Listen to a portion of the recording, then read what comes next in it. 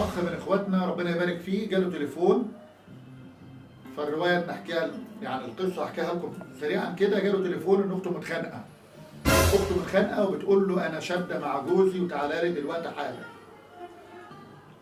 نادى عليا استاذ سعيد قال لي مشوار مع بعض كده نروحوا مع بعض. خير في ايه؟ قال لي اختي والله شاده هي وجوزها وتعالى نروح لها مع بعض. قلت له طب تعالى بقى نتغدى الاول كده ونشرب كوبايه شاي وبعدين نروح. قال لا انت بتقول ايه؟ بقول لك يلا تعالى وديني. انا بقول لك اختي متخانقه نشوف الدنيا فيها ايه. قلت له ما مش هينفع نروح الا لما نتغدى كنا في المحكمه نتغدى وبعدين نتكل على الله ونروح. فلا يا عم مش هينفع. قلت له يا عم هو الموضوع مش موضوع غدا، الموضوع موضوع حاجات انت معلمها لنا لكن انت مش واخد بالك ونسيها دلوقتي. موضوع ان انت لو رحت دلوقتي اختك هتطلع. ايه؟ قلت له ايوه لو رحت دلوقتي اختك هتطلع. وقت خناقه اختك وقت خناقه بنتك وترن عليك في وقت النار اللي قايده فيها دي، لو رحت انت الدنيا هتضلم. جوزها هينطق كلمه في وقت الغضب، انت كأب او كأخ مش هتقبل الكلمه، هترد عليه. يبقى انت بدل ما رايح تلم الدنيا رحت شعللت الدنيا.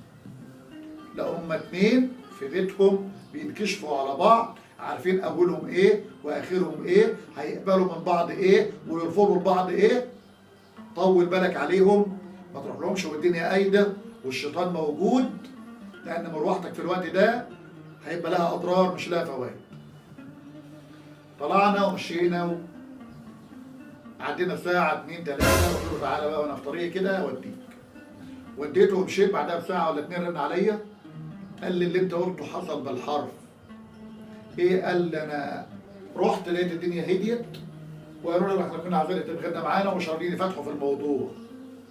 تخيلت ان انا فعلا لو كنت جيت في وقتها كنت هلاقي اختي عماله تلطم وهو عمال يزعق والدنيا.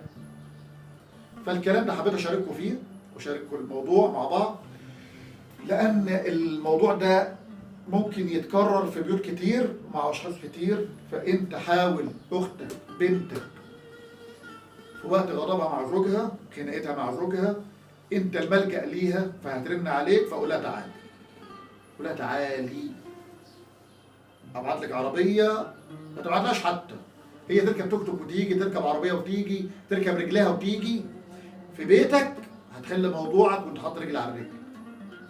زوجها هيبقى عارف ان هو جه في بيت اهلها فهيبقى بيتكلم بادب، مش هيتطاول زي ما يكون في بيته واخد راحته في بيته.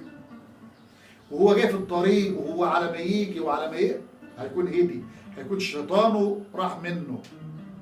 لكن في وقت الحضره والميعاد وقت الغم ما هو شغال وقت المعركه ما هي دايره، تروح لهم في الوقت ده انت كده بدات تدمر الدنيا. اختك ما منتظره السوبرمان جاي هيقتل ويدبح، هتيجي هتلاقيك واخد الموضوع بهدوء، هتزعل منك.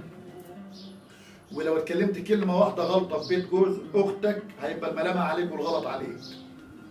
يبقى انا اشتري روحي واشتري اختي واشتري جوز اختي بان انا في وقت غضبهم يا ما اروح لهمش يا طول بالي ساعه واثنين وثلاثه على ما اروح، تكون الدنيا هديت، يكون الجو هدي، يكون المشاكل قلت.